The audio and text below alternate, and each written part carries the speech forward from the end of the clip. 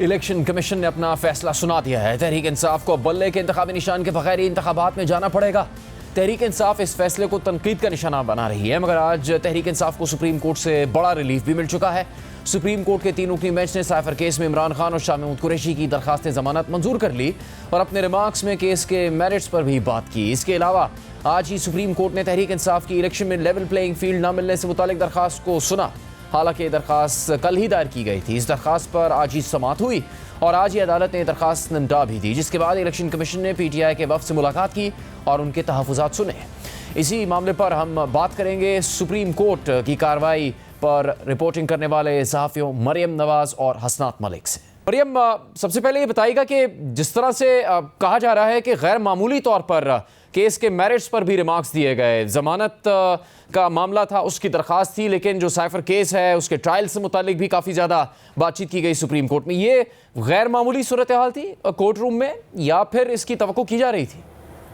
जी देखिए जुनैद, जो केस था आज पाकिस्तान तहरीक इंसाफ की जानिब से इमरान खान और शाह महमूद कुरैशी के लिए जो बेल फाइल की गई थी, उसके फैक्ट्स के अंदर साइफर से मुतालिक ये तमाम चीज़ें दरख्वास्त में मौजूद थीं। लेकिन पहले जब अदालत में केस की समाअत आज शुरू हुई तो अदालत ने यही कहा कि हम खुद को महदूद रखेंगे सिर्फ ज़मानत के मुद्दे तक, और जो साइफर केस का ट्रायल है हम कोशिश करेंगे कि वो मुतासर ना हो। लेकिन फिर जब फैक्ट्स अदालत के सामने रखे गए, बैरिस्टर सलमान सफ्तर ने तमाम तर साइफर की कंट्रोवर्सी उनके सामने रखी। ये बताया कि केस अब तक कैसे अडाला जेल में चल रहा है और उसके अलावा हाई कोर्ट से क्या उन्होंने अपनी प्ली ली थी और हाई कोर्ट ने फिर उनकी दरख्वास्त क्यों मंजूर नहीं की। तो फिर उसके बाद केस के मेरिट्स डिस्कस होना शुरू हुए और एक तरह जो साइफर केस है मुकम्मल तौर पर जो शायद ट्रायल में इतनी डिटेल में डिस्कस नहीं हुआ होगा, वो आज सुप्रीम कोर्ट में हुआ।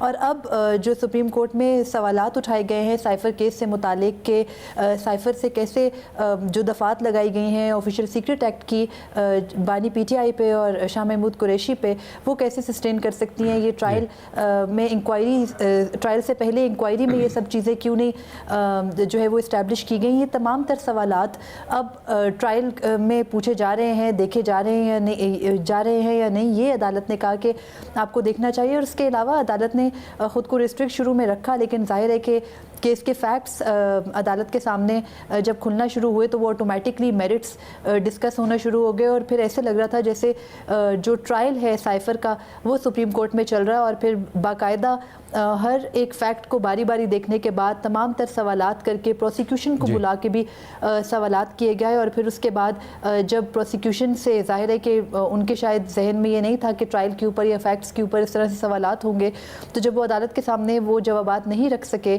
जो अदालत चाह रही थी कि उनको दिए जाएं, तो फिर केस को मेरिट्स के ऊपर डिसाइड किया गया, ज़मानत मंजूर हो गई और मुशल्कों के एवज़ ज़मानत दे दी गई। तो सुप्रीम कोर्ट में ये बिलाशुबा एक गैर मामूली ही केस था। जैसे इस बात का जिक्र किया गया है कि प्रोसिक्यूशन कोई तसल्ली बख्श जवाब नहीं दे पा रही थी साइफर केस की अब तक की तहकीकात और उसके मेरिट से मुतालिक, तो साबित हो रहा है कि उनकी तवक्को ही नहीं थी कि सुप्रीम कोर्ट में इस तरह से बात की जाएगी। क्या तहरीक इंसाफ के वकला उनकी निस्बत ज़्यादा तैयार थे जब ये सूरत हाल वहाँ पैदा हुई कि इतनी तफसील में मामला चला गया और फिर तारीख़ के हवाले भी दिए गए मुअज़्ज़ज़ जज साहिबान की तरफ से? देखिए जुनैद, ये जो केस था इसमें 2 किस्म की दफ़ात हैं। जो PTI के बानी जो हैं उन पे जो लगाई गई हैं उसमें यह है कि जी उनको जो सज़ा है वो या 14 साल ज़्यादा से ज़्यादा या सज़ाए मौत हो सकती है। उस हवाले से जो था कि जी जो ऑफेंस बनाया गया उसमें मटेरियल नहीं प्रोसिक्यूशन के पास ऐसा है जिसमें वो साबित हो कि जी जो है वो इमरान खान या शाह महमूद कुरैशी ने ऐसा काम किया जिससे कोई फॉरेन कंट्री को बेनिफिट हुआ हो। तो ये एक चीज़ की गई। जो दूसरा ऑफेंस है जिसमें जिस तरीके से मिसयूज़ किया गया साइफर का, वो मामला वही मौजूद है और उसकी सज़ा 2 साल है। लेकिन मसला ये था कि अगर 2 साल की सज़ा वाला ऑफेंस जो है वो रखती प्रोसिक्यूशन, तो उनको मालूम था कि बेल जो है वो हाई कोर्ट से भी जो है वो बल्कि हाई कोर्ट क्या ट्रायल कोर्ट से भी मिल जाती। तो ये जो है प्रोसिक्यूशन की एक टैक्टिक्स थी कि केस ऐसा बनाया जाए जिसमें जो है वो ऑफेंस ऐसा हो कि जिसमें सज़ा 10 साल से ज़्यादा है ताकि बेल ना मिल सके। और इस्लामाबाद हाई कोर्ट ने उसी तरह उस केस में जो है वो मेरिट को डिस्कस किया और ये कहा कि जी ये तो बड़ा संगीन मामला है जिसमें सज़ा जो है वो 10 साल है या सज़ा मौत है, तो अब इसमें तो बेल नहीं मिल सकती। लेकिन सुप्रीम कोर्ट ने आज बड़ा इसको अलग किया और कहा कि ये कोई मटेरियल नहीं है ऐसा जिसमें हम कह सकते हैं कि इस केस में दोनों जो पटिशनर हैं इमरान खान और शाह महमूद कुरैशी उनको 10 साल या उससे ज़्यादा जो है वो सज़ा मौत हो सकती है। ये फर्दर इंक्वायरी उस ऑफेंस पे करनी है। लेकिन जो दूसरा ऑफेंस है जिसमें उन्होंने मिसयूज़ किया वो अभी भी मौजूद है। ये गलत जो है वो परसेप्शन दी जा रही है कि जी केस ख़त्म हो गया है, और उसमें भी उन्होंने कहा कि ये केस फर्दर इंक्वायरी का है, प्रोसिक्यूशन अब मज़ीद मटेरियल कलेक्ट करे। तो ये मामला है और सुप्रीम कोर्ट में हमें मालूम था कि ये जो बेंच है इसमें हम देख रहे हैं कि बेल के हवाले से इन जजेस का बड़ा व्यू बड़ा लिबरल है और जब अगर इस बेंच से इन दो पटिशनर को जो है वो बेल नहीं मिलेगी तो पाकिस्तान में कहीं से भी नहीं मिलेगी। बड़ा इमेज एक कॉन्शियस जजेस हैं और उनको मालूम है कि सुप्रीम कोर्ट की जो एक इस वक्त सूरत हाल है, इमेज है, उसको भी बेहतर करना है। तो ये वो सारी चीज़ें हैं जिसकी वजह से ये सारा आज की प्रोसीडिंग। मरीम, ये हसन मलिक ने जिस तरफ इशारा किया है कि शर्त रखी गई है, शर्त यह है कि दरख्वास्त गुजार ट्रायल कोर्ट की कार्रवाई में खलल पैदा करे तो फिर ये जमानत मनसूख भी हो सकती है। तो क्या इससे ये फिर समात में वहाँ साबित हुआ कि ज़मानत ज़रूर दी गई है लेकिन जो ट्रायल कोर्ट पर एतराज़ात है तहरीक इंसाफ के वकला के उनकी उस तरह से हैसियत को तस्लीम नहीं किया गया और ट्रायल कोर्ट में ट्रायल जारी रहेगा? देखिए, जो ट्रायल कोर्ट में जो तहरीक इंसाफ के वकला का एतराज़ है वो तो अदालत के सामने चैलेंज ही नहीं किया गया था, वो अभी दरख्वास्त पेंडिंग है इस्लामाबाद हाई कोर्ट के सामने। तो जो जहाँ तक ज़मानत का ताल्लुक है तो जाहिर है कि ज़मानत देते वक्त मशरूत ज़मानत ही दी जाती है कि अगर मुल्ज़िम ट्रायल में ताउन नहीं करता प्रोसिक्यूशन के साथ या अदालत के साथ तो फिर उसकी ट्रायल की जो कैंसिलेशन है वो बिल्कुल हो सकती है और ये ट्रायल कोर्ट को ही इख्तियार दिया गया है। और इसके अलावा अदालत का जो आज कंटेंशन था वो ये था कि जो संगीन नोयत के इल्ज़ामात लगाए गए हैं इमरान खान के ऊपर और शाह महमूद कुरैशी के ऊपर, वो जो दफ़ात हैं ऑफिशियल सीक्रेट एक्ट की वो सस्टेन नहीं हो सकती, बल्कि उन पर जो दफ़ात हैं वो कम सज़ा वाली हैं, यानी 2 साल की मैक्सिमम सज़ा उन दफ़ात के तहत हो सकती है। जो जुर्म साबित अब तक के शवाहिद से हो रहा है इमरान खान या शाह महमूद कुरैशी के ऊपर, तो अदालत ने इस हद तक जो है वो सिर्फ ऑब्जर्वेशंस दी हैं कि जो सज़ाए मौत या उम्र कैद की दफ़ात की लगाई गई हैं वो सस्टेनेबल नहीं है, बल्कि शवाहिद से साबित नहीं होता, बल्कि शवाहिद नाकाफ़ी हैं सज़ाए मौत या उम्र कैद के लिए साइफर केस पर के अंदर शाह महमूद कुरैशी या इमरान खान के ऊपर। तो ये इस हद तक अदालत की ऑब्जर्वेशंस हैं। ट्रायल पर एतराज़ या इन कैमरा होने वाली बात पर अदालत ने कोई ऑब्जर्वेशन नहीं ठीक है। हसरत, जब सुप्रीम कोर्ट में ऐसे किसी भी मुकदमे की समाअत तो बड़ा अहम दिन होता है और गहमा गहमी भी होती है, बड़ी तादाद में वकला वहाँ मौजूद होते हैं, साफ़ी भी। क्या आज की इस जमानत के बाद ये माहौल था या इस बारे में बात हुई वहाँ के तहरीक इंसाफ का ये बयानिया कि जब से नए चीफ जस्टिस आए हैं तहरीक इंसाफ को इंसाफ नहीं मिल रहा, चूँकि वो कहते थे इंतखाबात नहीं होंगे, इंतखाबात की तारीख की यकीन दहानी भी चीफ जस्टिस की जानिब से दी गई, मिलिट्री कोर्ट के ट्रायल के फैसले को भी कलअदम करार दिया गया।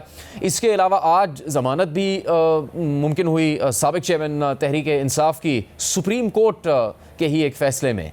तो क्या उससे ये बयानिया दम तोड़ गया? इससे मुताल्लिक कोई बात हुई सुप्रीम कोर्ट की समाअत के बाद वहाँ पर?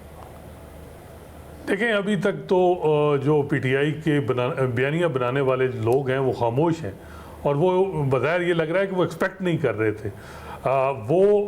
मेरा ख्याल है कि हम बार बार ये बात कर रहे हैं कि जो मौजूदा सुप्रीम कोर्ट है ये साकिब निसार जब चीफ जस्टिस थे उससे बिल्कुल मुख्तलिफ सुप्रीम कोर्ट है।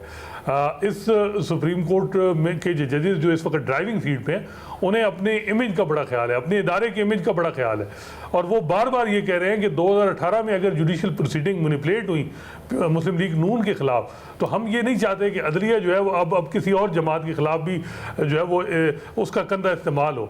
और ये चीज़ हम देख रहे हैं कि इलेक्शन के हवाले से भी व्यू बड़ा क्लियर था कि जी इलेक्शन होने चाहिए। जैसे सत्तर मिनल्ला ने नोट उसमें लिखा कि 90 दिन के अंदर इंतखाबात होने चाहिए थे, जो नहीं कराए गए उन जिम्मेदारों के ख़िलाफ़ जो है वो एक्शन होना चाहिए। आज भी यही बात हुई कि जो है वो बार बार कि जी जो है वो हम क्या ये जो है वो मामला दे रहे हैं, हम जो है वो डेमोक्रेसी को अगर आपने परवान चढ़ाना है तो सियासी लोगों को जो है वो मौका मिलना चाहिए कि वो जो है वो उनको लेवल प्लेइंग फील्ड मिले। तो ये आज दोनों जो मैटर थे, लेवल प्लेइंग फील्ड वाला जो पिटीशन थी और इमरान खान की साइफर का केस, ये ओवरऑल अगर आप देखें तो ये बड़ा इससे जो है वो सुप्रीम कोर्ट ने अपना इमेज दोबारा जो है वो जो एक हम कह रहे हैं वो ये ठीक हुआ। लेकिन मसला ये है कि जो है वो पीटीआई को इशू उन्होंने एक बयानिया बनाना है और मे भी फिर भी वही बात होगी कि जी जो है वो सुप्रीम कोर्ट अब इस मामले में इन्वॉल्व हो। ये जो मौजूदा सुप्रीम कोर्ट है ये यही कह रही है कि इलेक्शन कमीशन अपना काम करे, ये फ्री एंड फेयर इलेक्शन कराना इलेक्शन कमीशन का काम है। आज भी जो कंप्लेंट आई जो उनके कि जी जो हरासमेंट पीटीआई के वर्कर्स को हो रही है या उनके कैंडिडेट्स को हो रही है, इलेक्शन कमीशन को कहा गया कि आप उनको रिड्रेस करें और सुप्रीम कोर्ट ने मामला डिस्पोज ऑफ कर दिया। तो सुप्रीम कोर्ट मौजूदा जो सूरत हाल है उसमें जो चैलेंजिंग इस वक्त टाइम है उसमें बड़ा यानी ठीक जा रही है। कोई ऐसी बात नहीं कि आप कहें कि वो एक साइड की तरफ जा रही है। और ये जो जजेस हैं ये सियासी जमातों को, पार्लियामेंट को मजबूत करने वाले लोग हैं। अब अगले 2 जनवरी को तायात अली का मामला भी है। आप दोनों का बहुत बहुत शुक्रिया।